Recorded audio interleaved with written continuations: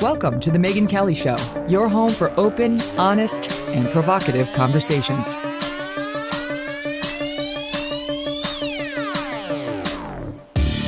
Hey everyone, I'm Megyn Kelly. Welcome to the Megyn Kelly Show. Today we have a fascinating guest for you, the Podfather. Adam Curry is back on with us, this time for the full show, and we are psyched about it.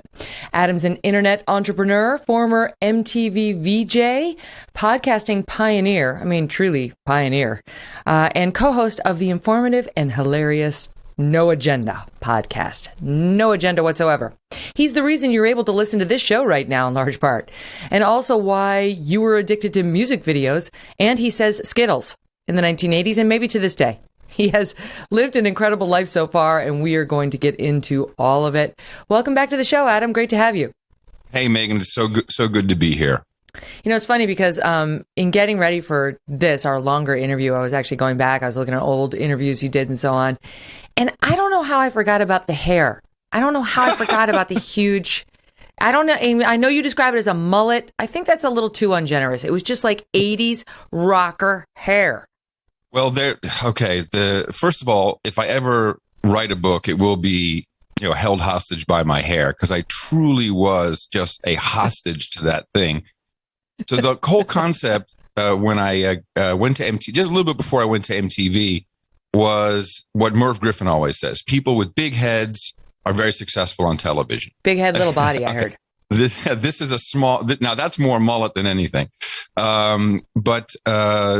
I don't have a big head, and at the time it was, 80s, so started to grow the hair. But I have really soft, kind of flaccid, Mona Lisa-like hair when it's wet. Yeah, certainly. I've never heard a man willingly use the word flaccid to describe himself.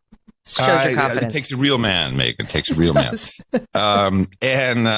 I had, it would take me 30 minutes. Actually, my ex-wife at the time, she would do that. I would wash my hair. She'd blow dry it. She'd tease it. She'd put all the Aquanet in there, or maybe at the time also studio.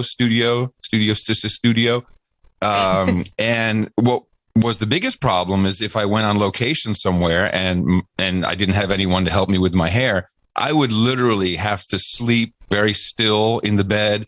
I have to take a shower, kind of avoiding any water streams. It was horrendous. So when I finally figured it out that, this was a captive situation, I cut it off.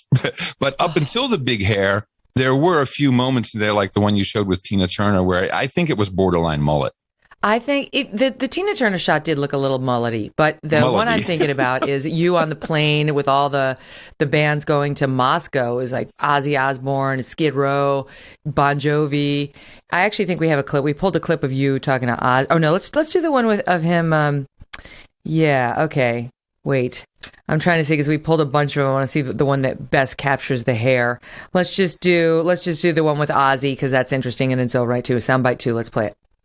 Headbangers Ball continues from the Magic Bus on our way to the Soviet Union, and no strangers to the ball, of course, Ozzy and Zach. Guys, good to have you aboard. Well, are we aboard? It's like a flying madhouse. Are we actually flying is the question. I haven't checked recently. I don't know what the pilot's doing up there, but his plane's on automatic. I hope it's on automatic pilot, because I have no humans fly it. I thought you were flying it. I think I was at one point. See, you were in good stead. Yeah. Everybody had hair like that. Yeah, first of all, the height of my journalistic career there, obviously, these questions, riveting. Yeah, but that was the thing. Everybody had the hair, and everyone started to go a little shorter after that, and it was just part of what it was. That was the vibe. And of course, it's fun to look at it now. But man, even though it was painful all those years, I am so happy. And please note, 57, still have hair. Very pleased with the hair. It looks good. It looks good too. It looks like your own. It 100% my own. That's impressive. I loved the clip because it starts off, if you watch the whole thing, it's on YouTube and people can do it, with you interviewing the guys from, I think it was Skid Row. And correct. I knew the one guy from Gilmore Girls. Are you aware he went on to act in Gilmore Girls? I'm pretty sure he was very beautiful. He had very long blonde hair. And I'm pretty sure. Is that his name? Yeah, he. No. I think he went on to star in Gilmore Girls. Well, David Sutcliffe, who is actually a friend, he was Rory's dad on Gilmore Girls. Why do I know these things? Wait, no, Rory's I don't dad know. was. Oh, yes, you're right. But there's a different guy who came and joined Rory's best friend's band. No, that was Sebastian. Sebastian Bach joined the band in the series. Okay. Yeah. And what was he from? Which band was he in? He's from Skid Row. He's the lead singer. Okay, so I'm right. But he was in there as. You're right. Yeah. Okay. Now I was a little confused when you said that because I happen to know David Sutcliffe. But yeah, it was Sebastian Bach who then was in the band in Why do I know this, Megyn? That was our lockdown series. We watched the whole. I never watched it. It would never appeal to me. My wife said, "Come on, let's watch it. You'll like it," and I loved it. In fact, I loved it so much we kind of moved to Star Hollow out in the Texas Hill Country. So I got pulled into it because my daughter was sort of looking for a show, and I didn't know if it was going to be appropriate for her, so I kind of gave it a look-see first, an episode or two, and it seemed totally wholesome. And we watched it together. It was such a nice experience. And then now I know a lot of moms who watch this show, and dads too, with their daughters. It's just sort of a nice, I don't know, it's not totally wholesome, but mostly. What did you think about the 10 years later, the short series they did after that when they're all older? I enjoyed that too, just because if you're a fan of the show, and I like the fact that it went back to the original writer and show creator, and she got her final say on her characters, who were sort of taken away from her in the last season. But there's always something a little sad about seeing them older and fatter. Yeah, and that's like with Sex and the City, I have to admit, we've been following that. It's kind of jarring. It's not at all what you thought it was. Frankly, I don't think people like that much in general. You don't really want to be reminded of, if they're aging, that must mean you're aging. And if they don't look quite as good, and that's why whenever they say, "Hey, Adam, come do the 80s cruise, we'll pay you handsomely. You get to go on the cruise ship." I'm like, are you insane? No, that's pathetic. I don't want, I love celebrating what we did, but I'm not going to sit there and talk about, the great times at MTV. No, we have to move on a little bit. Yeah. Well, you know what else? It's like we Gen Xers need to live in the present because they need us now more than ever. We are so important to fighting the cultural battles that are going on right now. We're the ones who remember when it was normal and who have the spines to fight back. Yes. And I'm actually boomer adjacent. I'm from 1964. So we are the Gen. I identify with Gen X, but I recently learned that I can classify myself as a doomer optimist. A doomer optimist. You are right between, right? Because my mom's generation is the true boomer. She was born in 41. I was born in 70, so I'm a true Gen Xer. And that 60s group, that's my brother and sister. Yeah, what is that? Well, we don't really fit in anywhere. We were probably woken up in the middle of the night to see the moon landing and didn't really understand much. And but we came into a country that had just had the assassination of JFK.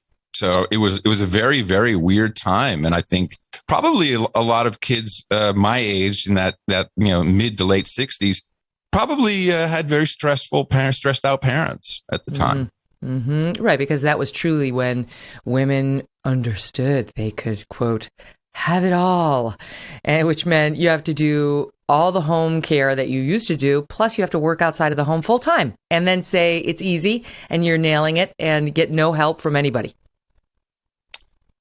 Well, that's interesting you say that.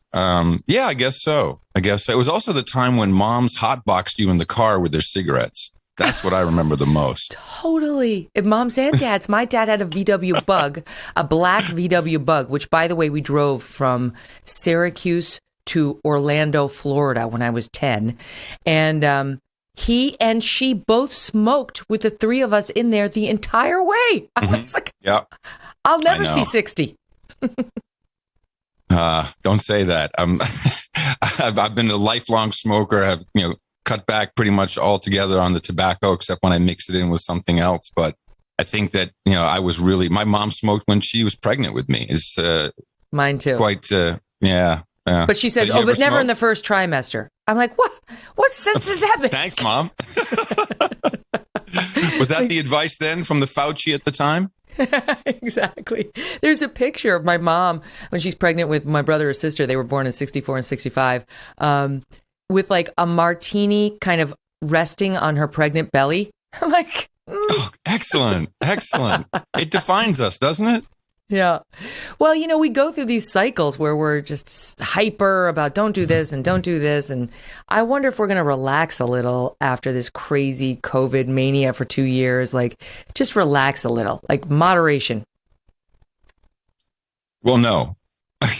We're not. I don't think that's in the cards, because we need to have a few more crises. We can't leave this crisis state alone. It's too compelling. It works too well for too many different groups, certainly industries. I mean, it's a beautiful situation. Mm-hmm. If you can just keep the crisis going right now, I think we've shifted a bit to the testing crisis, and you see it. I see it around me. You probably see it in New York. Even people who are very rational and understand Omicron maybe not being as severe. Of course, there's exceptions. I'm no doctor. Disclaimer. But still, they've gotten hyped up and all jacked about, I need a test. I gotta have tests at home. It's almost like paper towels now, and that incentivizes the government to go buy tests. I think we just spent $179 million on tests that we're apparently giving to schools, and every child gets a test to take home every night. People after work can't get them. It feels a little artificial, and certainly something that could have been avoided. We do love crisis. We love drama. I cannot believe the number of people who are leaning into drama and crisis and seem to need it, like, the addiction to a drug. I mean, I knew of them prior to this. I remember looking around being like, would you settle, just as Hemmer used to say, my pal on Fox, sim the myrrh. It's just sim the myrrh. And I was never one of those people. And I think it actually helped me in the news business, because I never really, there'd be terrible, terrible things where you'd really get stressed out, like the Newtown tragedy, right? But for me, it took that level to really, kind of stress me out or make me not be able to let go of the news cycle. These people, I mean, the insanity coming out of New York City every day, Adam. I talked about this the other day, but like my friends there send me these texts every day. These moms who won't let their kids ride in the car of another mom unless the other mom swears that she'll put all of the windows down and everyone inside that car will be masked. Well, they're driving around 3-year-olds. Yeah. It's like, you've got to be kidding me. Your kid's going to be fine. Calm down. It's okay. In Texas, we had a mom stick her kid in the trunk. She didn't want to drive through the testing site. She didn't want to catch the coof. Is that just, I mean, that I never know if is it like fear, or is that just stupidity? Is that just some stupid moron who we shouldn't cover in the news? Oh, no, I think this is fear. And the fear is doing something wrong. There's an incredible shame element to what is taking place. And that has part to do with also, I think, people are finding this is a great purpose for them in life. Their job, their environment they may not feel like they have purpose. But when it comes to this type of it's not really insanity, but the fear is that you catch it, and I've seen this from people who are double vaccinated, boosted.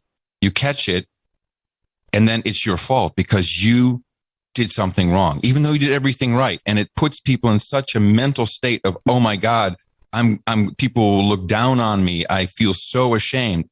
And I've heard this from friends of mine personally, who even really totally rational people who just felt that shame. Now, many of them break out of it. This is a beautiful moment when that happens, because then you start to look around and go, hold on a second, there's a lot of other things that are kind of weird that's going on. I had tunnel vision.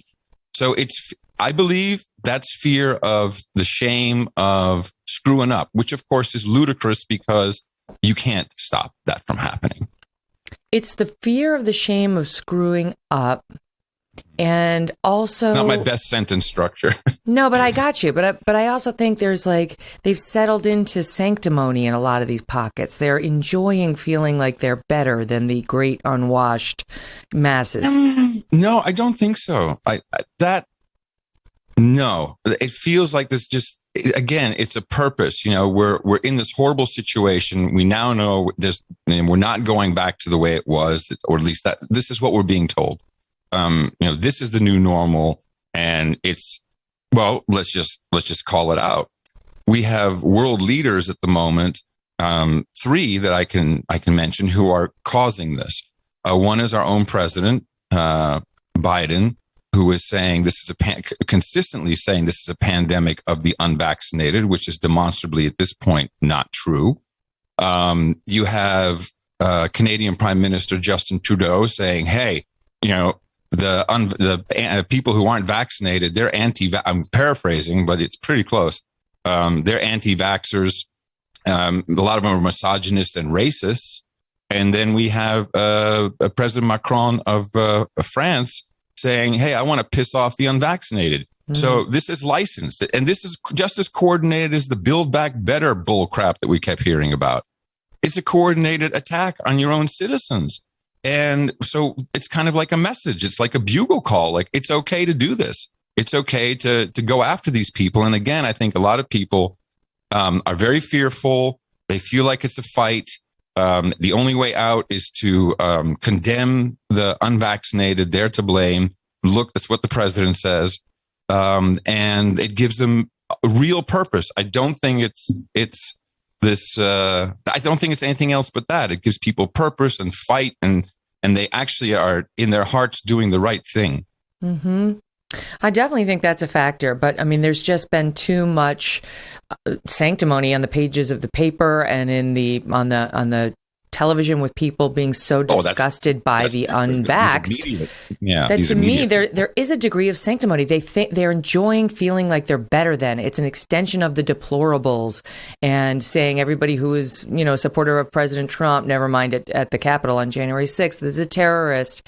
And to me, nothing embodies it better than this column by Michael Hiltzik in the LA Times. Hiltzik, that we've covered this guy before. This is a guy who got in trouble. He got suspended, if I'm not mistaken. Troll. He's a known troll. He's a total troll. But he writes for the LA Times, and he's supposedly well respected. He's one of our elites. Don't you understand, Adam? And he was going onto his own blog. He got in trouble and posting comments onto his own blog. And then he'd go and he'd rip on conservatives on other people's blogs, but not under his real name, because he doesn't have the stones to do it. He was fired for it. Yeah, he was in serious trouble. And now he's finally found the stones to write under his real name, and I think he was right the first time. He should have stayed anonymous, because this moron's piece in the LA Times yesterday is basically mocking the death of what he calls anti-vaxxers. Okay, but you should be aware, he is lumping in with anti-vaxxers, not that that's okay, but he's lumping in people who are against vaccine mandates. To your point of expanding the definition, right? Like, it's not just people who don't like the vaxes. It has to be people who are anti-mandate. They're bad too. And he, and he's not alone in this, took aim at Kelly Earnby. This poor gal, I think she was 44 years old. She just died of COVID. They describe her as a prominent Orange County Republican deputy district attorney. And what was her sin? She advocated against vaccine mandates. Now we know, thanks to her husband, she was unvaxxed. We did not know that when all of the attacks launched against her. It was enough that she just was against mandates for all these newspapers to do articles about her death as though it told us something about society. That a lawyer who didn't believe in mandates had died of COVID, and somehow that meant something. What did it mean? She was wrong to oppose mandates? She should have imposed a mandate on herself? Like, what are you saying? The average 44-year-old, even unvaccinated, has a very low risk of COVID. They're going to be outliers. People understand that. And I believe the vaccines probably would have lessened her chances of death greatly. She chose not to get them. That's her choice. Now we know she didn't take the vax because her husband got online to correct the terrible misinformation being put out there about her. Some people who are anti-vaccine are saying, "Oh, she died right after she got the vaccine." That's a lie. Some people who are pro-vaccine are saying she died because she was anti-mandate. Well, no. But I'm sure not getting the vaccine, which helps prevent severe disease and death in the case of COVID, was not a great thing for her. Well, it was her choice. So this guy, Hiltzik, writes in his piece, all right, Adam, this is King Hiltzik. To begin with, let's stipulate that not all people who are unvaccinated against COVID are alike. Some have remained unvaccinated for legitimate medical reasons. They may be children for whom the COVID vaccines haven't yet been officially ruled safe, or people with genuine medical reasons for avoiding the vaccine. Some may have legitimately faced obstacles in getting to a vaccination site and receiving the full series of shots before becoming exposed to the disease. Thank you, sire. Thank you, sire, for acknowledging some of the unvaxxed are still good people. But then he goes on, and the deaths of those victims, by the way, are truly lamentable, the truly lamentable ones. But now there's going to be a distinction drawn by the king here. He says, it may be not a little ghoulish to celebrate or exult in the deaths of vaccine opponents, and it may be proper to express sympathy and solicitude to those they leave behind. But mockery is not necessarily the wrong reaction to those who publicly mocked anti-COVID measures and encouraged others to follow suit. So now just mocking any of Dr. Fauci's protocols entitles you to mockery upon your death. They can revel in your death. Before they perished of the disease, the dangers of which they belittled. She didn't do that. She didn't like mandates. So far I haven't seen evidence that Kelly belittled the dangers of the disease. Nor is it wrong, he continues, to deny them our sympathy and solicitude, again with a solicitude, or to make sure it's known when their deaths are marked that they had stood fast against measures that might have protected others from the fate they succumbed to themselves. There may be no other way to make sure that the lessons of these teachable moments are heard. What we need to do is shame the dead, unvaccinated Americans amongst us. This is sick. Well, this kind of proves my point, what we were talking about earlier. The sin of this poor woman was not for being against mandates or not accepting the vaccination into her life. Her sin was she's a Republican. And let's go back and look at the source. The source, as I said, a known troll, admitted he was fired for 3 years. The Times hired him back eventually. LA Times, I find, has problems in general. They've had intelligence assets who were reporting and writing for them, and they've been outed in recent years. There's all kinds of stuff going on there. But this guy, who has written several books, I would say, with a globalist tint about how fantastic, the robber barons and how the railroads were built. But he's a political reporter. So he's doing exactly what his beat is. This is a political story.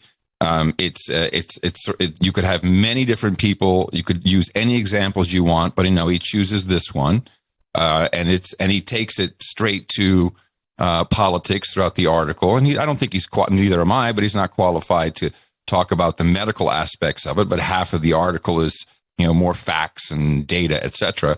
And unfortunately, the real cynical part of this is exactly what we're seeing unfold before our very eyes. He is following orders from his leaders, and in this case, let's just say it's the president, but I'm sure it goes all the way down, and this is the message. The message is a pandemic of the unvaccinated. We need to do everything we can to make that very, very clear. They are to blame. And it's a global rollout. So you'll see, and by the way, I speak fluent Dutch, I speak fluent Flemish for the Belgium. I can get by a little bit in German, French. I lose it, but this is happening everywhere. This is not just America. This some would call it othering is taking place everywhere, right in front of our eyes. And there's if you think about the psychosis of it all, there's 30% of people probably in every country who are all in and totally radical about it and are out there fighting on social media and calling people out and getting people deplatformed. It's a big game, and a game always has purpose. And there's 30% who just completely aren't buying it. And I think we belong to that group. And in the middle is the 40%. And right now they're still leaning heavily towards the previous group.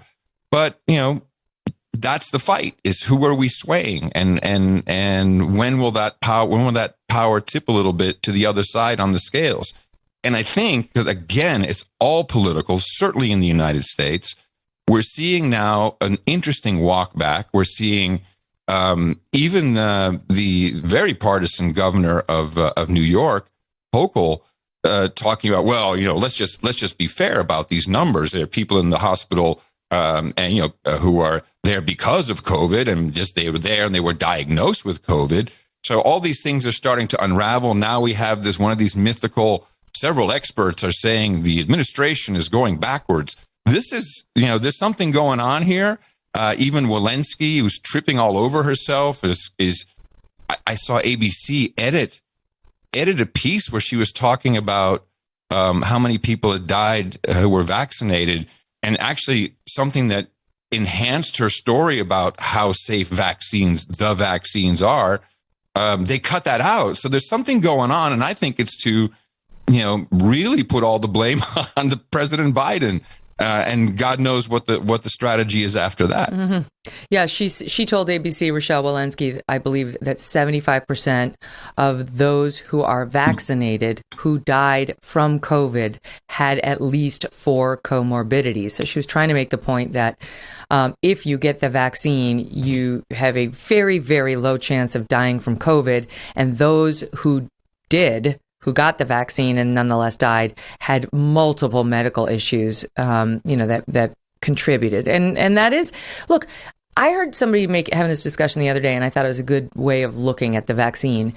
Maybe it's misnamed, but it's almost like a therapeutic at this point. It doesn't prevent you from getting COVID, but it's got a great chance of preventing you from dying or suffering severe disease. Now we actually have pills and therapeutics you can take once you get diagnosed with COVID that will do that too. But they're kind of hard to get. You have to take them right after you've been like early on in your COVID saga. So, can you get there? The vaccines are more like, I got it and I've checked that box. But that's all they do. They don't prevent the spread of COVID. Even the CDC is admitting that now with Omicron. It does make me wonder whether the shaming is going to stop now, Adam. Like whether do these people calm down because my not getting the vaccine doesn't affect you at all. It doesn't make me spread it. By the way, I did get the vaccine, but it doesn't make me spread it. You know what I mean? The people around you who didn't get it, they're not spreading it any more than the people who did get it. It's their own medical decision. Yes, they may wind up in the hospital. Yes, they may, quote, take a bed. Right. But so are the heavy people taking bets. So are the people who have diabetes taking bets and who may have brought it on from, improper eating and so on. Diabetes, induced by tons of sugar, whatever. My point is simply, will it calm people down now that they know we're all spreading it? Triple vaxxed, quadruple vaxxed, or not vaxxed? No, because the powers that be will continue to push crisis because they do not want to rescind any emergency measures. The money printing press which is metaphorically speaking, is running in overtime and ready to do more as soon as more legislation can get passed. We're already seeing maybe there's some new version coming out of China. Xi'an is still locked down, but now maybe there's some hemorrhagic fever that is a part of that, which is a completely different beast altogether. And when it comes to protection and treatments, the effectiveness of the Pfizer pill is not all, even by their own admission, is not super great. The monoclonal antibodies, which seems to be working very well. Friends of mine have had it, and it fixed them like really quickly, like 2 days. Those are being held back, and many states don't have them at all. And I've personally seen emails within state health systems where they say, look, the Biden administration is cutting back on this and they're rationing it, which is ridiculous because it's very easy to make. We're cutting back on it.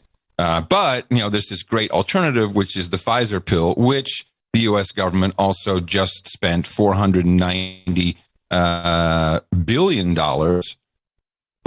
buying pills to hand out to everybody. So it's just a continuous thing, and everyone who's close to the money is benefiting. So it doesn't behoove anyone, and certainly not the media business who are captured by the pharmaceutical industry to give anyone any other impression. You will be continuously nudged into a state of fear.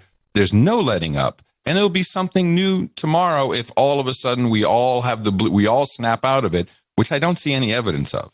I'm interested. I take your point and I agree with it on imposing fear and continuing the fear and the people making big money off of this pandemic. And Pfizer's one of them, no question. But all the data I have seen so far on that pill, their therapeutic, was very promising. It was saying it basically prevented death. I've seen stats anywhere between 90 and 100% in 90 to 100% of the cases. Like I haven't heard anybody, taking issue with the effectiveness of the therapeutic, the Pfizer therapeutic.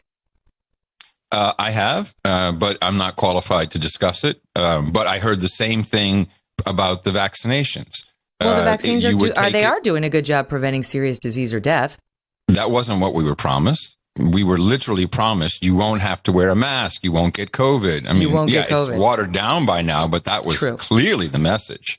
Agreed. Even the president. I mean, President Biden said that in July. If you take the vaccines, you will not get COVID. And by the way, that didn't just become untrue with Omicron. It was also untrue with Delta. Hello, breakthrough infections. That term was coined under Delta.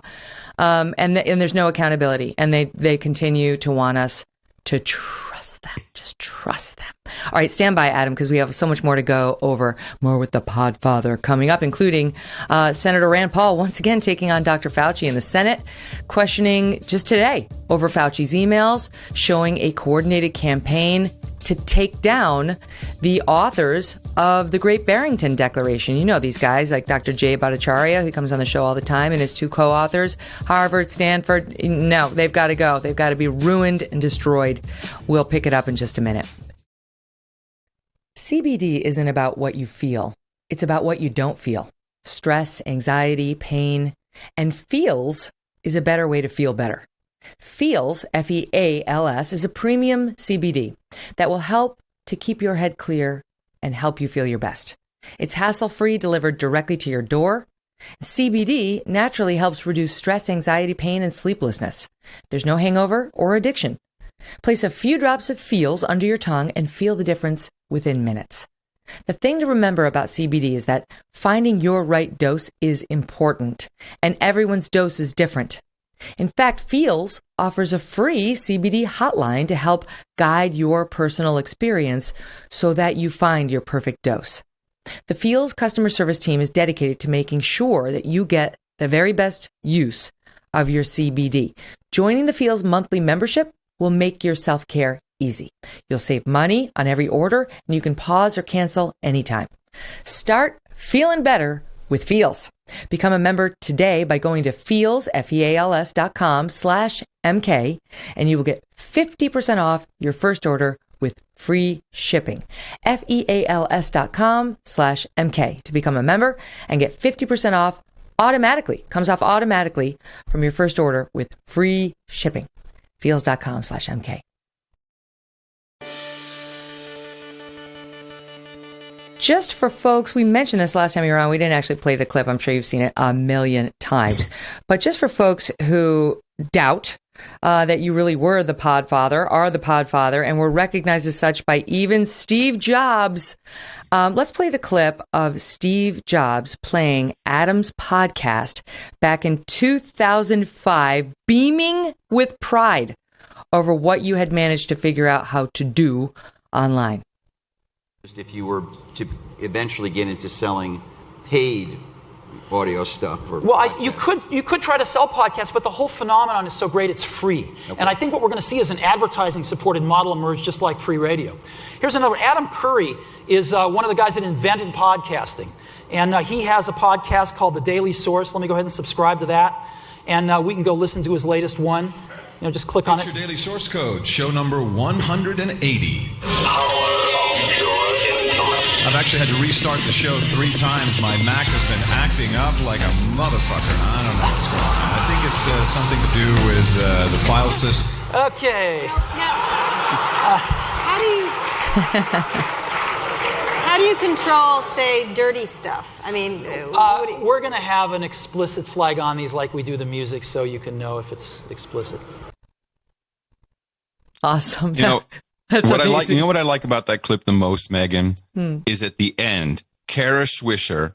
Here's something revolutionary. Steve is clearly jacked about it, and the first thing that comes to her mind is, how do we keep the bad stuff away? How do we control it, Steve? It's so lame. But then she goes on to say, so you'll make it easier for me to find it. So she does. She takes a hit at herself a little bit, like she's going to be looking for the dirty stuff. But I love that. I mean, you really were, and I know you met with Steve Jobs and you saw this technology and said, "Hey, I have a great idea." When I look back at your background, Adam, it's like you were meant for that moment and for this. Like you started broadcasting at a very young age in the Netherlands. Your parents let you lie about your age so you could get a job at a radio station, as I understand it. And then the next thing you knew, MTV was calling. How did they even find you? Because weren't you still in the Netherlands when they called you? Yeah, and I confirm my career or my hobbies really have always been broadcasting and technology, and I've always been kind of a tinkerer. So I had been, my career went from building my own transmitter as a 13-year-old, having my mom drive around the block, see how far the signal went, to the lying part was about, there was a hospital radio station, closed circuit, but it was very professional. So I was very excited. You had to be 16. I auditioned and I was 15 and they said, it's okay. You can do that. It was, it was just a volunteer work, but we had the key to the studio so we could do a lot of stuff. And there I met a lot of people who were doing big pirate radio stations in Amsterdam, where at the time in this predominantly socialist country, they had government-controlled radio, government-controlled television, and they had a popular music station, which at that point was still kind of playing polka music. And meanwhile, the pirate radio stations were in Amsterdam, and they were playing, import records from Chicago Warehouse and all kinds of cool stuff. And I just wanted to be on the radio, and they had a big signal. And then from there, I eventually got on. Things changed very much in the landscape politically and in the media landscape. Some different groups were allowed to use the government airwaves. I got drafted into that. And then suddenly I was doing really the number one music television show in all of Europe. And that was called Countdown. That's where that picture of Tina Turner is from. That was still in the Netherlands because Holland was seen as the gateway to Europe. So when you came into Holland, that's where you were going to do your distribution of your records. And there was this great show who had an American host who could speak some English and would let you either perform, they could do live interviews, music videos, of course. It was live, which was crazy. It was really intense, like a 12 camera live show for an hour. And I was 19 when I started to do that. Wow. And at that time, the European Broadcasting Union, who puts on the Eurovision Song Contest every year, they came out with Europa Television, which was a pan-European satellite collaboration, and every country would contribute some programming, and we contributed the music programming. So that now was all of a sudden on satellite all over Europe, and you had countries like Portugal who were dirt poor. I mean, there was nothing going on before all the big EU money, and they were rebroadcasting this on their government television station. So all of a sudden you had kids in Portugal who were watching Bon Jovi videos, and they would send postcards, and I'd read their postcards on television. They were flipping out. They couldn't believe what was happening. This was just a crazy revolution. And MTV was trying to get MTV Europe launched. And I'm not quite sure, but someone saw me and they were refreshing the whole VJ lineup. I wasn't one of the originals, contrary to popular belief. But I came in right when they were going to basic cable, which meant 40 million households, a little more professional, which is is funny because it wasn't. And they called me up, literally Steve Leeds, who works at Sirius, who is still one of my dear friends. He called up. I said, hey, you want to come work for MTV? And I said, where? He said, New York. I said, yeah, sure. When you need me there. And I was gone within 2-3 months. I mean, it was fantastic. Wow.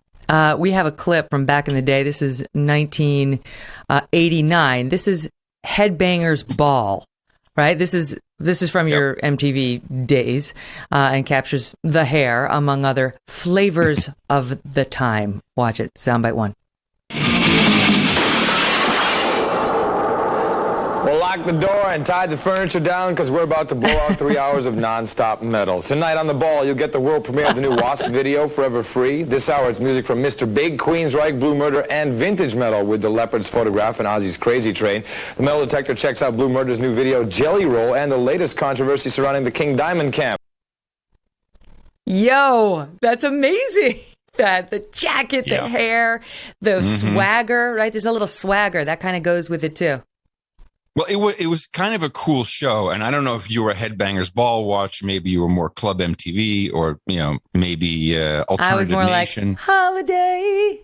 I was that Club young MTV. girl. Right. Yeah. I gotcha. Wubba. The Headbangers Ball was kind of a weird spot because most of the videos, which were heavily edited by MTV at the time, just had too much satanic messaging and whatever creepy stuff. But at after midnight Saturday, it was really 3 hours. That's when a lot of stuff, really the watershed moment had passed. So you could air a lot more of that.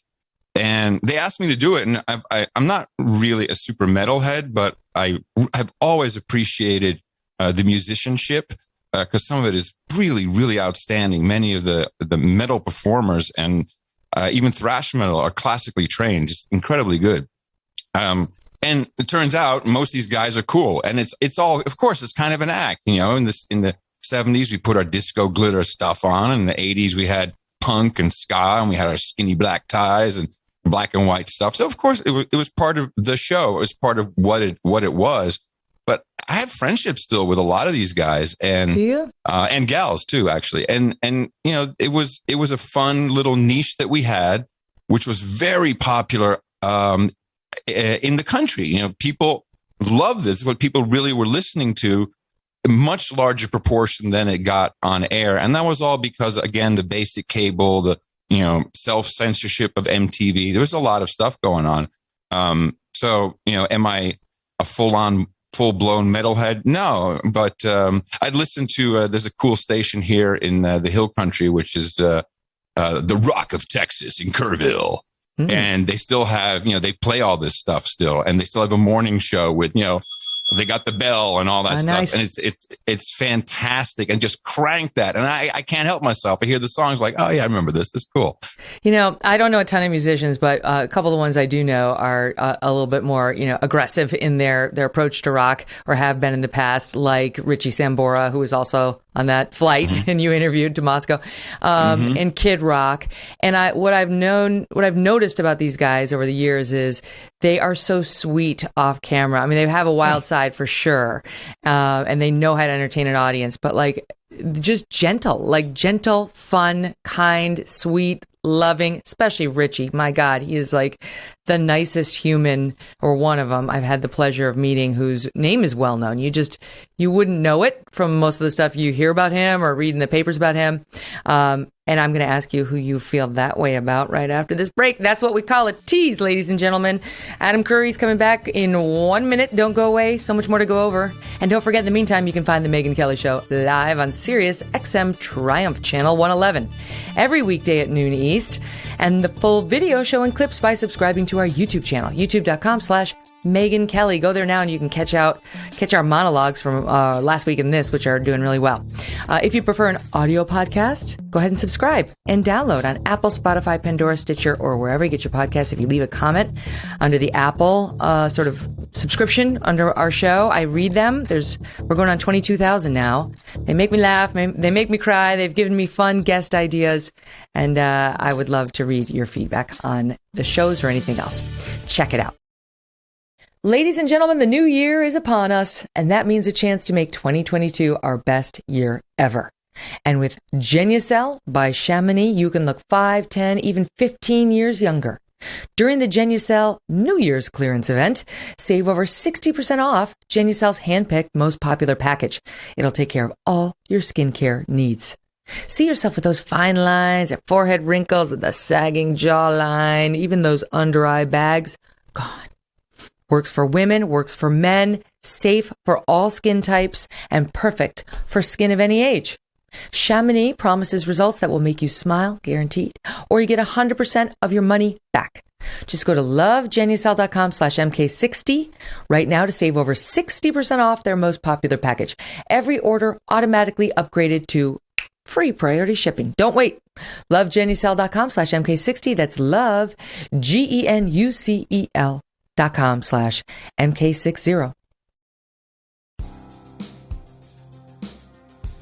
Adam, so, all right, who is it? The person who, behind the scenes, we would be shocked to realize how much different they are from their public profile. Oh, Alice Cooper, I would say, would be top of my list. Of course, it's all old people that I remember. Alice Cooper, man, what a mensch. He's just a super, super sweet, generous guy. And on stage, although over the years, we've seen him more at celebrity golf tournaments, and we've kind of gotten the clue. But I would say, yeah, that's the one I was disappointed in, because I did have a disappointment early in my career. There was one artist I was so excited to meet him and interview him, and that was Bryan Adams, the Cougar from Vancouver. Oh, yeah. And he was the top of his game. He did the duet with Tina Turner, and he had the Summer of '69 was top of the charts. And maybe it was because he was on the road, and stuff gets weird on the road, but I was so excited, and he was just so aloof and such a dick. Oh my God! Wow, Why do the man, interview? I can't believe it. It's still, to this day, still bothers me. Yeah, I know. I had one of those with Bruce Willis one time, and I was like, why'd you come on here? Why'd you sit for the interview if you're going to be this much of a prick? Okay, Michael Jackson. Story. Wait, I want to hear that, but I also want to ask you about this, because Michael Jackson, you met and interviewed him, and there's a clip of him next to you at the MTV Video Vanguard Awards in 1988 that I understand there's a cool story behind. We're going to play it. Listen. Adam Curry here on location in the Valley for an event that will go down in video history, the presentation Yes, of the the Video hair. Vanguard Artist of the Decade Award. Now, every year at the MTV Video Music Awards, we honor those artists whose work has left a lasting mark on the world of video. And we're here today to hand out the big one, the MTV Video Vanguard Artist of the Decade Award. And to call a recipient worthy is an understatement of epic proportion. Believe me, this guy really deserves it. Every single time we think we see him at his best, he just goes out and tops himself all over again. I'm talking, of course, about the one and only Michael Jackson. And I'd like to let the president, head honcho, and chief executive officer take it over from here. Tom Preston. Go ahead, Tom. Thank you, Adam. So on behalf of MTV and our audience, I'm thrilled to present you, the biggest selling recording artist of all time, with the award for MTV's Video Vanguard of the Decade. We can't wait to see what you have planned for us in the 90s. Congratulations. Artistry there. Very beautiful. Thank you very, very much. Okay, the production value is a little low on the decorating, but tell us, there was something about him and his insecurity when it comes to his height in that clip. Well, there was a couple of things about that. First of all, that is Adam Curry road hair when no one was there to help me. You can tell Sweet. It looks like crap. That was I really see the Aquanet. It's not the Michael Jackson interview hair day I was hoping for. So MTV, as most media works, had done a deal with Michael's record company, and the deal was he had to perform on the Video Music Awards, and of course he wanted the premiere of the video, etc. And they came back and said, okay, that's fine, but then you have to give Michael an award, and it needs to be an award with his name on it. So the technical name is the Michael Jackson Video Vanguard Award of the Year, which they kind of dropped, I think, once J-Lo got it. And that had to be mentioned in every single segment. So anyway, a part of that was, okay, we have to give this award. Tom Freston, the CEO, by the way, another lovely guy. I love Tom Freston. Michael Jackson Studios in Los Angeles, and come in the morning, and there must have been 30 kids there. And in the middle of these kids is Howie Mandel doing his whole Bobby World voice in real time. And I don't know what that was about, but I was like, wow, this is kind of cool. This is a great place for kids to hang out. There's the Bobby's World voice. And then we wait for Michael to come in, and we're all set up. We got the crew. Tom Freston's ready. Mike comes in, and he stands in between us, as you saw in that shot. And then all of a sudden he calls, I think Bob was his name, his guy, Big Bob, comes over. And it's like a little whispering going on. Bob, hold on a second, everybody. Bob comes back with an apple crate. So Michael, who was not, I mean, I'm 6'5", certainly at the time, I may have shrunk a bit. He's maybe 6 feet, 6'1", but he needed to have that height. Otherwise, didn't feel comfortable. And then we had another stop because someone noticed that his pants weren't shiny enough. So they had to Windex them before we could continue. But that he was standing on an apple crate in that exchange, in that so shot, he could look like he was almost as tall as you. There's video of it. You can actually see that he's standing on the apple crate. Yeah. Oh my gosh, that's I miss him though. I miss him. What a guy. Miss him a lot. I know. He's like truly one of the most, if not the most, like talented performer we've had in the world. It's certainly in my lifetime. Yeah. There's like only 3 whose names come to mind. I mean, it's funny because we just brushed past Tina, and I just introduced Tina Turner's music to my daughter in particular yesterday.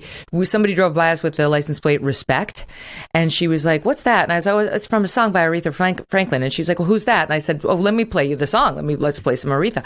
So we did, and she loved it. She was rocking out, and I was like, "Now, speaking of great songs that you don't know about, let's talk about Tina Turner," where I had just performed one of her numbers via karaoke over our holidays, our Christmas holidays.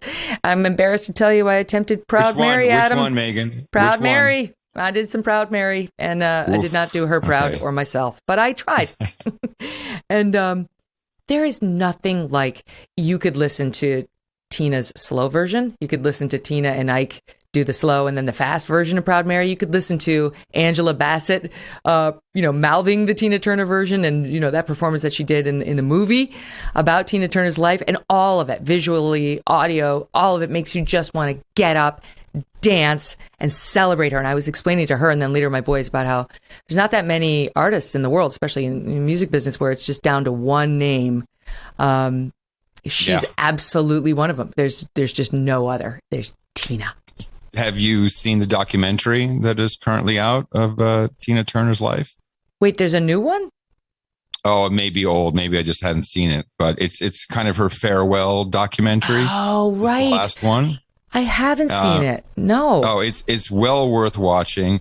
I really adore Tina Turner. I had a lunch with her when she was over in Europe at the time, and this was when she was kind of, she's married to a German guy, ex-record guy. She was in Europe a lot. In fact, that's where most of her career, she made a lot of her, her early days. They had to tour Europe with Ike, certainly. And she had this, it was the day of, Mad Max Beyond Thunderdome. And she kind of had this, I am Tina Turner. She had a bit of that accent that she had going on, if you recall. But then during this lunch, all of a sudden, oh, hello, Annie Mae Bullock. And she was just totally, she kind of let it all down for a moment there. It was really beautiful to watch. She's a very sweet lady, very, very sweet. Wow. I'm so jealous that you got to meet her. I can't believe she's 82 now. It's hard to believe, like Tina Turner. The greatest was like every clip we pulled up of her, that incredible body, her legs, her ripped arms. Then you see Angela Bassett, and it's like they couldn't have found somebody better to play her. She too had the ripped body and the arms and captured her, and the pizzazz. It just makes you, it makes me want to live my next life as Tina Turner's backup dancer and shake my tail feathers, baby. Now, this is something we all could use about now. I know I could. It's called 36, a new weekly podcast, and it's something everyone is going to want to listen to. Get this. An ancient Jewish tradition teaches that in every generation there are 36 people upon whose kindness and righteousness the world depends, but whose identity no one knows. Not even the 36 people themselves. All right, I'm intrigued.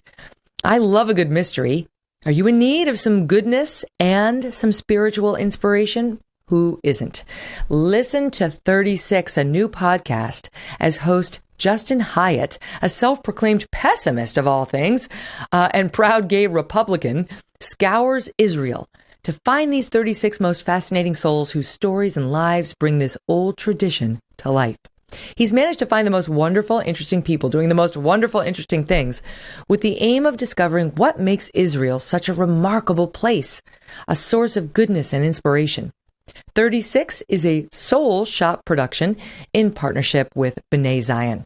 And you can download it wherever you get your podcasts. I'm making my way through it, and I love it. You do not want to miss this one. It's THIRTYSIX, and it can be found on Apple, Spotify, or on the Times of Israel. Okay, so let's get back to something newsy just for a second, because it's kind of fun interweaving. Rand Paul is pommeling Dr. Fauci. It just ended on Capitol Hill. When these two go at it, ratings fly on cable news.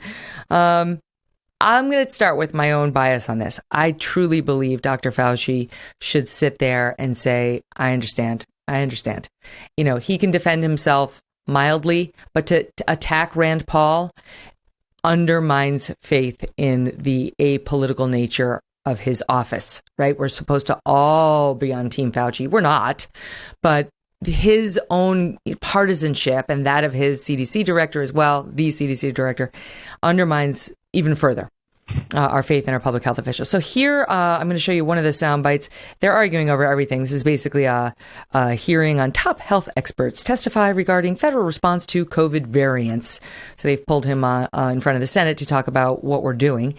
And this is an exchange in which, this is soundbite 2, Dr. Fauci is accusing Rand Paul of distorting the truth, and a back and forth that follows. Watch.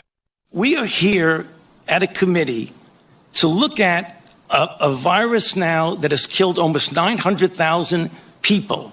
And the purpose of the committee was to try and get things out, how we can help to get the American public.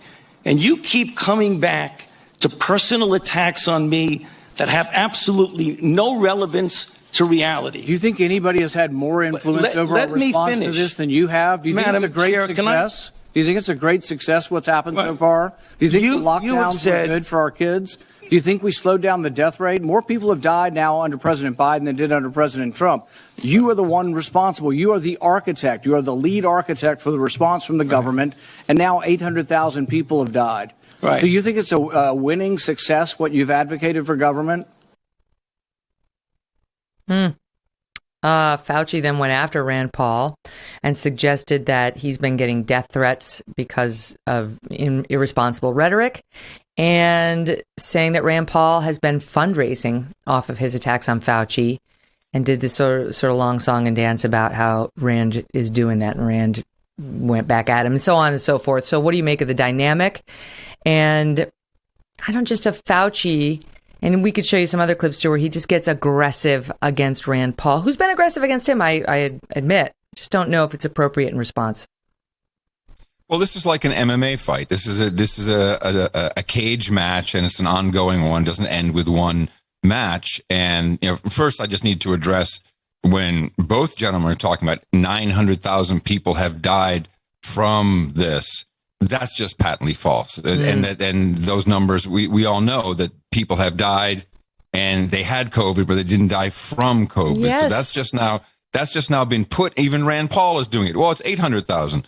No, gentlemen, neither. People who really died from COVID is much, much lower. But okay, that's where we're at now with the political discourse. What's going on here, in my opinion, is Rand Paul has the goods on Dr. Fauci. I'll let the audience hear the bit about Fauci claiming Rand has raised off of his attacks on him. This is soundbite 3. Listen. The last time we had a committee, or the time before, he was accusing me of being responsible for the death of 4 to 5 million people, which is really irresponsible. And I say, why is he doing that? There are 2 reasons why that's really bad. The first is it distracts from what we're all trying to do here today, is get our arms around the epidemic and the pandemic that we're dealing with, not something imaginary. Number 2, what happens when he gets out and accuses me of things that are completely untrue is that all of a sudden that kindles the crazies out there, and I have threats upon my life, harassment of my family and my children with obscene phone calls because people are lying about me. Now, I guess you could say, well, that's the way it goes. I can take the hit. Well, it makes a difference because, as some of you may know, just about 3 or 4 weeks ago, on December 21st, a person was arrested who was on their way from Sacramento to Washington, D.C., at a speed stop in Iowa.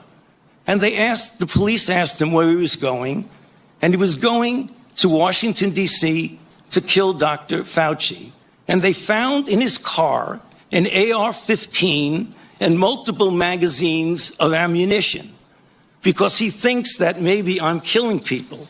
So I ask myself, why would Senator want to do this? So go to Rand Paul website, and you see Fire Dr. Fauci with a little box that says, contribute here. You can do $5, $10, $20, $100. So you are making a catastrophic epidemic for your political gain. I mean, I'll say this. Where I didn't hear anything about that madman coming to kill Dr. Fauci saying Rand Paul made me do it. And even if he cited Rand Paul, we have crazies in this country. Dr. Fauci's in a very prominent position in a very, very stressful pandemic. Well, I think it's now an endemic for the country. And to put that at the feet of Rand Paul for trying to hold him to account for what Fauci has since admitted are lies in some cases is a bridge too far. I'm sorry that he's getting death threats. It's wrong. And no one should be threatening violence, never mind attempting to commit it against Fauci or any of our public leaders. But to sit and say that Rand Paul is basically disqualified from coming after Dr. Fauci because some lunatic did something crazy isn't fair either. And it kind of shows Fauci is losing the argument, you know, when you have to fall back on the, well, people are threatening me. I mean, the sad reality of being a public figure today, whether it's a newscaster or somebody like Fauci, is you get death threats. You get way more of them than you want. Sometimes they involve people you love. It's sick. It's wrong. But you cannot say the answer is no one can criticize me because there are some crazies out there. Your thoughts on it, Adam? With new information just coming out today, Fauci lied. The gain of research did happen. It was subcontracted through Peter Daszak's company. What's new is that this has a DARPA element, Defense Advanced Research Project Agency. It looks a lot like this is a bioweapon that was engineered. You can't do it in America, so they did it in China. They did it with Chinese scientists, maybe with CCP. What intent is unknown, but it's a very dangerous practice. And everyone's trying to cover up for this. And Fauci knows what's going on. And Rand Paul knows as well. And Fauci knows that Rand Paul knows. And this is just a big theater show to get public opinion swayed one way or the next, because the information is coming out, and it will be quite damning. And I think that's all you're seeing. So yeah, you can throw it. All's fair at this point. Throw it all in there. I watch C-SPAN religiously. All of these settings, you're the one? Most of the questions are known beforehand. It's a theater. Well, let me just say this. The information you just cited is from Project Veritas. It has not yet been confirmed. I love James O'Keefe, but he does make some factual mistakes from time to time. He also gets a lot of things right. So just want to underscore for the audience, we have not confirmed that. But it is confirmed at a minimum, that what many scientists describe as gain of function research was absolutely not only being done in that lab, but was being funded by us. Fauci wiggles out based on the technical definition of gain of function. That's how he attempts to wiggle out from having funded it. We clearly gave money to a group run by Peter Daszak that was doing something that the average scientist would call gain of function. Fauci disputes it. And moreover, at a minimum, as Josh Rogan of the Washington Post has been pointing out, there's no chance Fauci can dispute the fact that we were funding research in a lab where the CCP was present, where there was a secret part of the lab, where there was a woman they called Bat Lady who did bat coronavirus research, including gain of function research, and we weren't looking closely enough. At a minimum, best case scenario for us, we weren't supervising her or them or where our money was going. And now we have a virus that a lot of smart people say came from that lab. And those are the facts that we all have to deal with. So that's what's real. And Fauci can get mad at Rand Paul and he can get mad at the press. But the truth is, he hasn't been totally forthcoming about his role in any of it. And people are angry because we have a press that looks the other way at him. They don't seem very interested in finding out exactly how this thing originated, whether we funded any piece of it or helped it in any way, what Peter Daszak was doing with our money. And Fauci just sits back there acting indignant.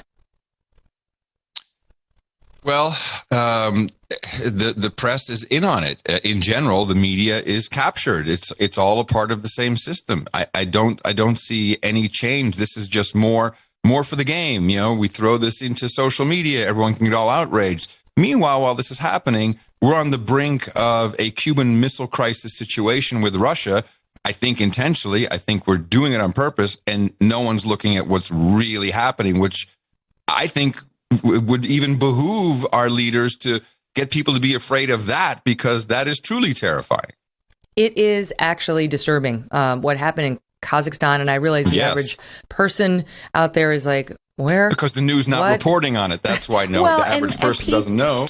Don't you think most Americans, they only have so much bandwidth for problems in their lives? It's like, they're having to deal with the masks and the vaccines and the work shortages and the supply chain and the inflation and their, the job, all that.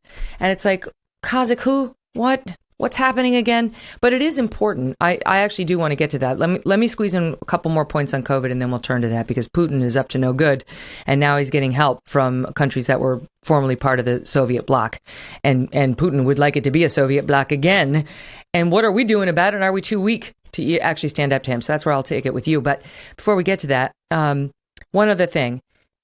Fauci was outed thanks to a FOIA request as going after, he and Francis Collins, head of the NIH, going after Great Barrington guys. Yeah, the Great Barrington doctors. Really smart, thoughtful, earnest doctors from Harvard, Stanford, and Oxford, who just, all they said was, how about focused protection instead of lockdowns? How about we focus on the most vulnerable and the elderly, and we think about it that way, and instead of, mandating vaccines for children and closing businesses that shouldn't close and so on. Well, they were totally villainized. On camera, yes, but also behind the scenes by design by Fauci and Collins. And that came up today with Rand Paul. Here's soundbite one. A planner who believes he is the science leads to an arrogance that justifies, in his mind, using government resources to smear and to destroy the reputations of other scientists who disagree with him. In an email exchange with Dr. Collins, you conspire, and I quote here directly from the email, to create a quick and devastating published takedown of three prominent epidemiologists from Harvard, Oxford, and Stanford. Apparently there's a lot of fringe epidemiologists at Harvard, Oxford, and Stanford.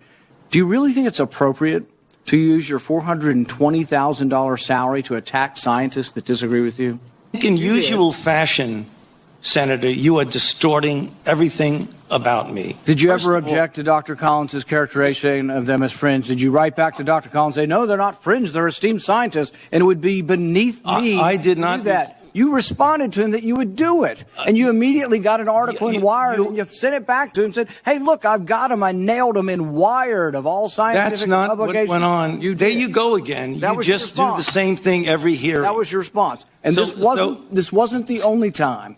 So your desire to take down people... You're absolutely incorrect. As usual, Senator, you are incorrect. Almost everything you said. Well, no, it's not incorrect, because it's documented black and white. We know it from Fauci's own emails back and forth with Collins. Yep. Well, I don't like Dr. Fauci, and I haven't liked him since the 80s and 90s. I hold him, Deborah Birx, Lieutenant Commander, whatever her rank is, Deborah Birx, Redfield, CDC. I hold them personally responsible for the death of several of my friends and acquaintances during the AIDS crisis. They did go read the Village Voice front page op-ed of how angry the gay community was at Fauci and, withholding treatments. It's all the same stuff.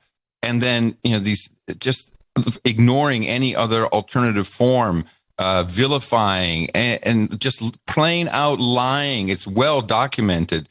These guys have been doing this forever, and it's always the same answer: vaccines, because you can make much more money treating people before they're sick.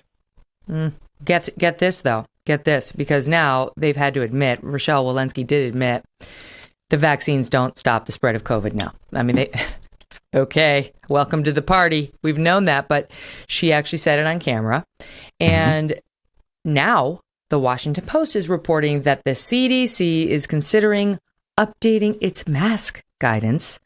And it will likely advise people to opt for the highly protective N95 or KN95 masks worn by healthcare personnel if they can do so consistently, citing an official close to the deliberations. CDC guidance is expected to say that if people can, quote, tolerate wearing a KN95 or an N95 mask all day, you should. Now, the sad thing about that, I hear, okay, wiggle room, great, I won't be doing that. The sad thing about it is, as the mother of 3 children, you've got schools who are going to take that and say, N95s on your kids all day. N95s all day long. Our kids are barely making it through with the crappy cloth masks. And more we're seeing a push now for N95s as the only masks that count for grown-ups and children alike. I'm not doing that. I am not doing that. Well, then you will be seen as other, because that's the entire point. First of all, these N95s for children is just, and anyone, you know, you have those blood oxygen level meters you can hook up to your smartphone.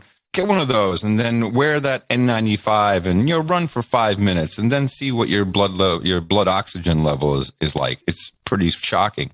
But this is just, I'm a believer in the discredited theory by Reuters and Associated Press of mass formation. And this is a perfect thing. Another solution. It's clearly just another focal point that everybody gets. And I was like, okay, it's got to be N95. Where are the N95s? We're going to have a severe shortage of N95 masks. This is coming. It's all going to be there. We're freaking out. I can't leave. Don't have the N95. Oh, you're not wearing the N95. Stay away from me. This is incredibly destructive for society. And I think people, you know, you saw the hashtag CDC says, people are giving up on them. They know it's bullcrap. So they're losing control of the narrative. And I think these are desperate moves to do anything they can to try and keep people in the state of obedience. People are going to start, okay, like, oh, so I can't go see a Knicks game unless I have an N95 mask on my face. All right, I'll wear it. And then they're going to poke a bunch of little holes in it. Like, there's going to be, people will find a way around all of this nonsense, because there are things that we need to do that they're telling us we can't do unless we keep the damn masks on our face or we get vaccinated. And there's going to have to be end arounds, because the vaccines don't stop the spread of COVID.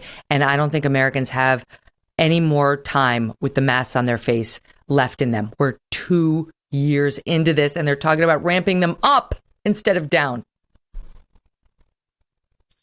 And I don't think people will stand for it. But, you know, it's going to be interesting. It's just divisive, no matter which way you look at it. And it's questionable as to if that's going to help. And what happened to herd immunity? Isn't this the one? Isn't like, okay, it's we're all kind of giving up. We're all going to get it, vaxxed or unvaxxed, and, you know, most people will be okay.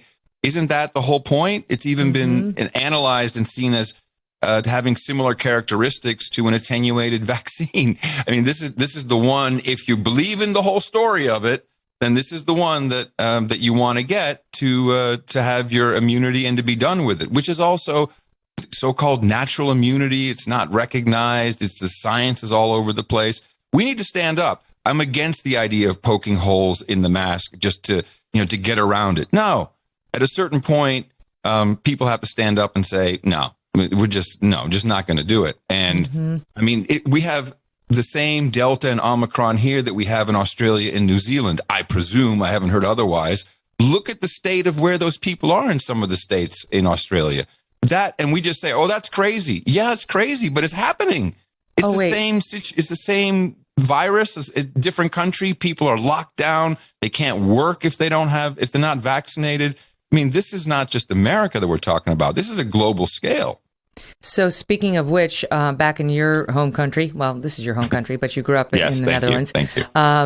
The Dutch now are resorting to smashing cars to vent their frustration at the never-ending lockdowns. We actually have, I think, the soundbite number 8. Let's watch it.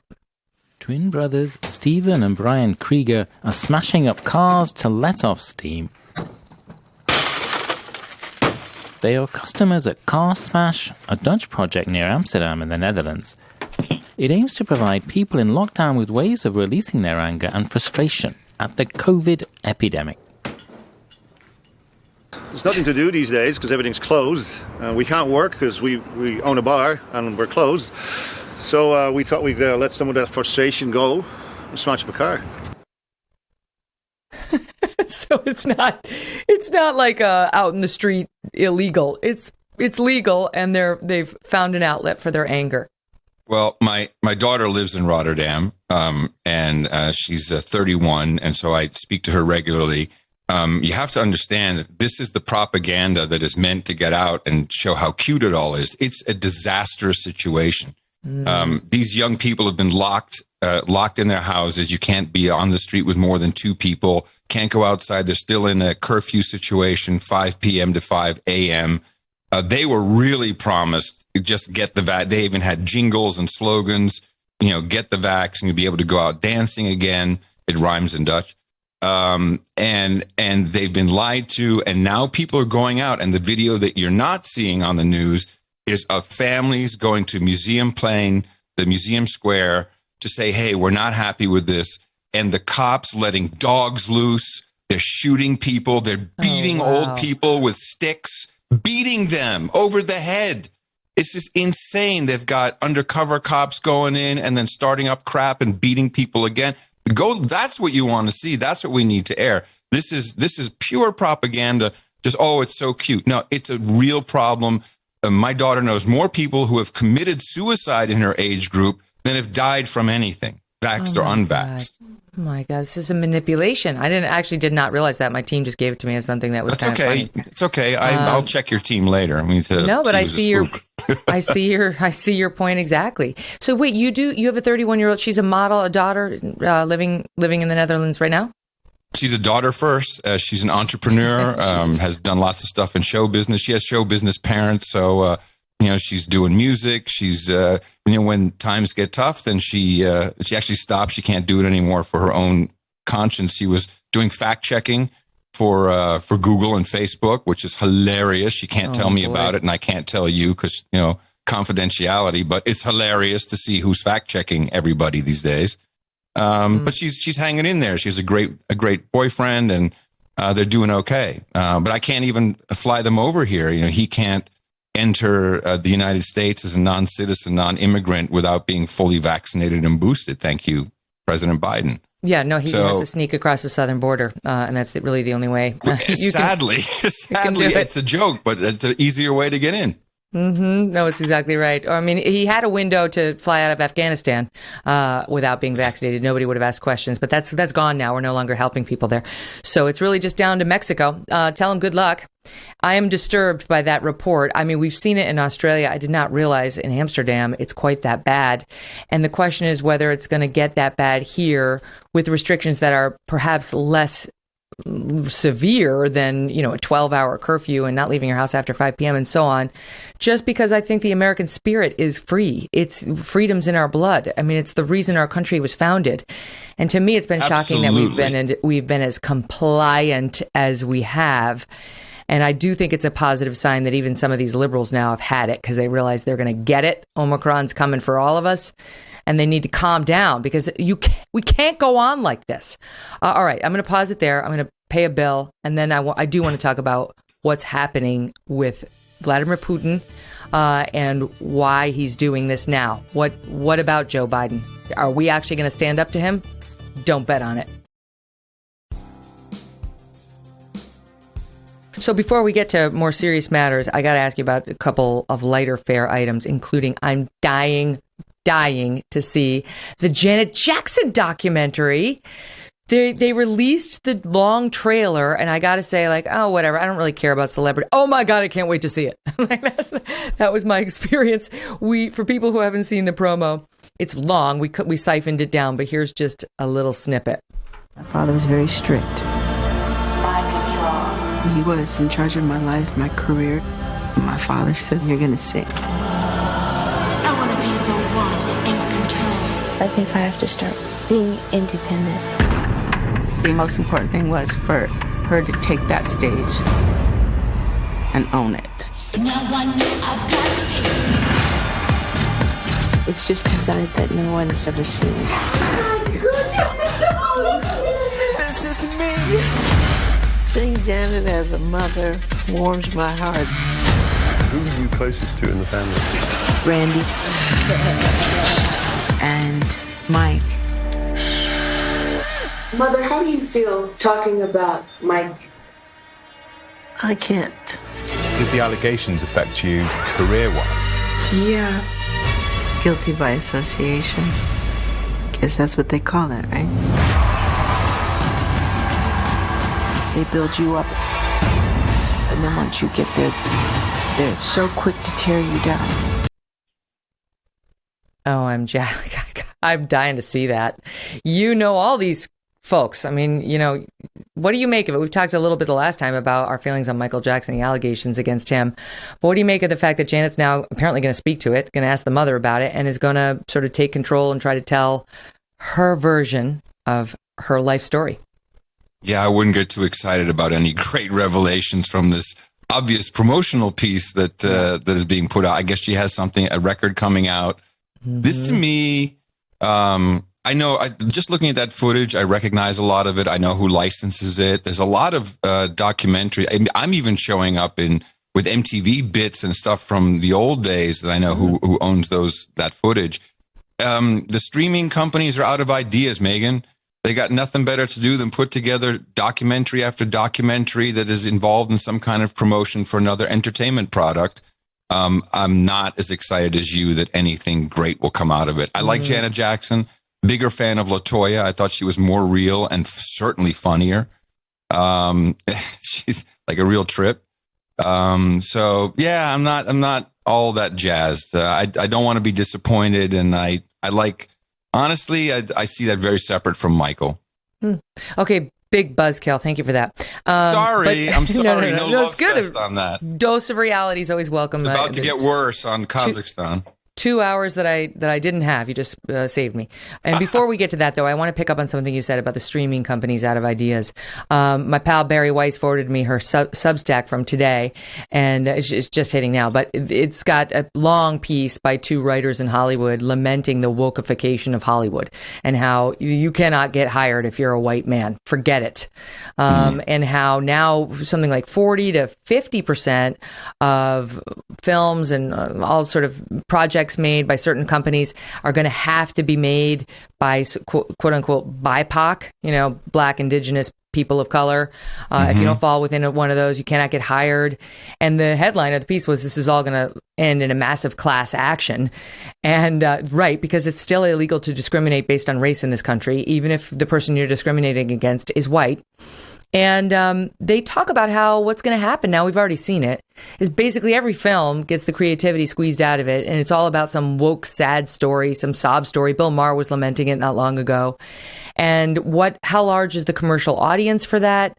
And when, if any time, will the young people rebel against it, saying, this does not reflect the world in which we live. This reflects some weird far left 10% woke liberal world, and we reject the product.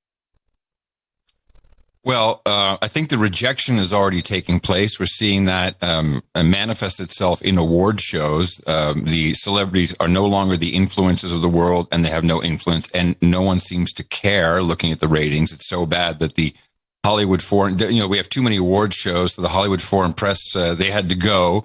So whatever scandal, we're not even going to air that. But really follow the money. I mean, the streaming companies, let's just talk specifically about Netflix just to make it easy. That's a Ponzi scheme. Netflix will spend, I think, $60 billion on content this coming year. Amazon Studios will spend $30 billion on content.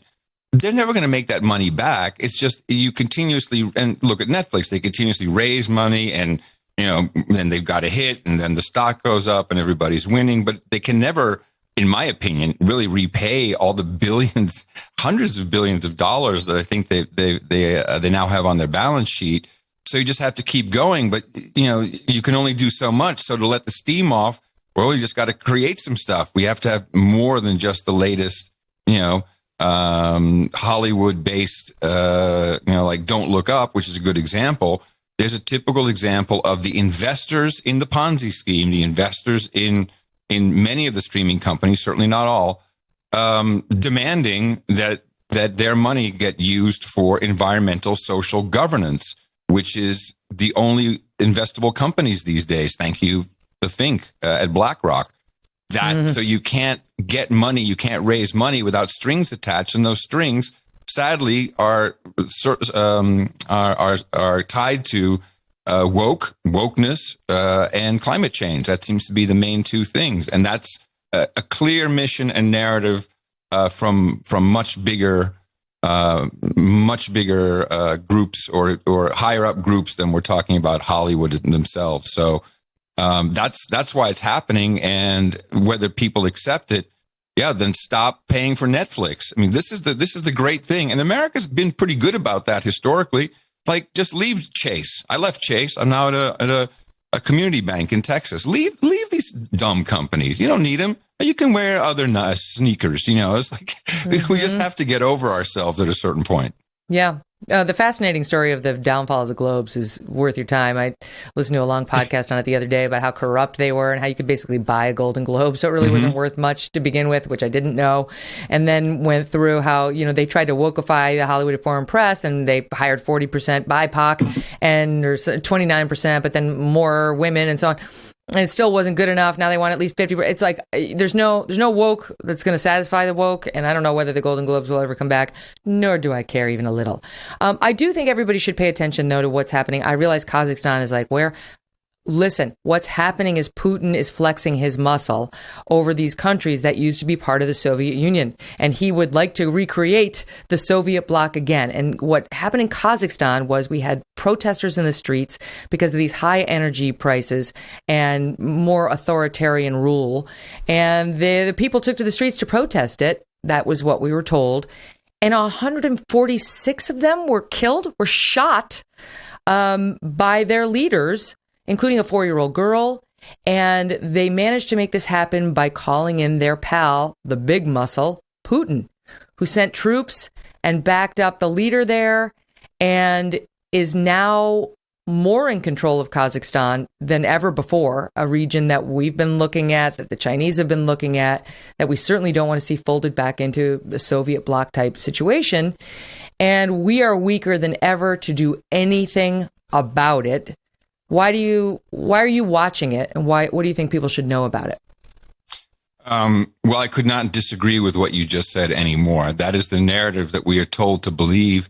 And the reason I'm watching it is when you have 80-year-olds, and I'm not ageist, but when you have 80-year-olds, he said, running the government and the show, you're going to get the baggage of 80-year-olds. And most of the people who are running the show, right up to the president, they have a real hard-on for Russia, and it stems from the 60s and from JFK and the Cuban Missile Crisis. And just briefly, the Cuban Missile Crisis was in our history books as well. Russia put nuclear weapons aimed at America and Cuba. We had to stop that. We almost all died. What they forget to say is that the U.S. had put missiles in Turkey, which was only just 6 or 7 minutes away from Moscow. We are now in exactly the same situation. We've put missiles in Turkey. Russia didn't like that. Russia says, Putin says, I don't want you encroaching on us. You can't put missiles in Ukraine. And Ukraine, I don't know if you followed that at the time. That was, in my opinion, a government takeover and overthrow. I mean, this is where Hunter Biden comes in. This is where Victoria Nuland comes in. We were there, the exact same scenario. All of a sudden, outrage overnight. We call it a color revolution. We had the Maidan where security forces were shooting at citizens. In fact, as many security forces were killed by other rogue actors. I believe what is happening here is that the distraction was, oh my God, Ukraine, Ukraine, Ukraine, Ukraine.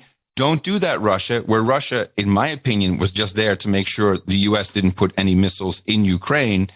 And then we started the crap over in Kazakhstan, clear on the other side of Russia, if you look at the map, has the largest border with Russia and China. And this is very strategic because we have now disrupted a key part of the Chinese Belt and Road strategy, which would extend a railroad through from China into Russia, into Europe. Mm-hmm. This is politics at a grand scale. And I believe the U.S. tried to kick off a revolution under the guise of, liquid petroleum gas rose, doubled overnight. I think there's someone inside this administration who is playing very dangerous games, and it's a mirror. It is a mirror of the Cuban Missile Crisis, and how you introduced it is indeed what we're told to believe, and I fundamentally disagree with it. Well, I don't rule out that the United States fomented those protests. I mean, we have done that historically in the past, or some force did. But I don't think it changes the fact that Putin has strategic interests in taking over in that region, and it's not just Kazakhstan, and it senses weakness at the head of the United States government. And I think we'll become is already more bold. a partner. Kazakhstan is a partner. All of their space, all of their launches happen in Kazakhstan. Kazakhstan is very important to Russia. It's not. I don't think it's really a takeover. Quite the opposite. Not yet. What's going? Not yet. But why? Why would he take it over? He has no benefit because Putin to that. is looking to expand his interests and control in what Megan, is the former Soviet bloc. Yes, he is. He absolutely is, Adam. That is a fact. I so disagree with that. He wants to protect his warm water port in Crimea. I understand that part. Global politics is a lot of different things at play, and I can't step easily over the maybe we had something to do with it. Who are we? Who are we? This is the stuff that people are waking up to. We do this stuff a lot, and it's not healthy for the world. And to continuously just say, oh, it's just Putin, it's just that guy. I am very skeptical about that opinion. Well, but that's not what I said. Okay. You said Putin wants to expand, and therefore I said we may have had a hand in stirring up the protests. I mean, we have done that in the past. That's well known. But to deny that Putin has strategic interests in the region and is acting on them, I think I don't play defense for Putin. I mean, I've interviewed the man 3 times. I understand how he operates. But we have to be realistic about what his interests are and what his goals are. And the fall of the Soviet Union was one of the worst things that ever happened in his eyes. Well, you know him. I don't know him personally. I just don't see what I see is a strengthening between Russia and China, and we are definitely responsible for that with our attitude. None of this seems like a very friendly way to go about things, and it is important to know what happened in Kazakhstan, because you are suggesting at least that Putin wants to expand. It would behoove his interest to do that. There's just not really any evidence that he needed to do that, or that has happened. The government has not been replaced. There's something still intact. So, well, the government called him and asked him for help, but there are some who doubt even that. How is that him expanding? Let me finish. There are some who doubt even that, who suggest that was not a willing phone call, that was Putin basically making sure he got the call, exercising his muscle to make sure that the relationship is tighter than ever and that his influence in Kazakhstan is greater than ever and that they're more dependent on Russia than ever before in the past 30 years. I can only call it as I see it. I just fundamentally disagree that this was a Putin move. This was some other influence. And I suspect the current State Department having a heavy hand in it. There's all kinds of shenanigans going on. And keep your eye on Victoria Nuland. When she pops up, then you'll know really what's going on. All right, listen, I have to end it there because we're out of time, but I love it. I think we've covered the gamut. We did headbangers, we did Ozzy, we did Michael, we did Rand and Fauci, and we ended on Putin. I mean, that's a show, man. That is why they call you the Podfather. One of the many reasons. Great to have you, Adam. Thank you, Megan, and I really appreciate what you're doing with podcasting. It's highly appreciated. Thank you. I hope we talk again. Tomorrow, we are going to take a deep dive into climate change, a fair and balanced debate you will get nowhere else. See you then.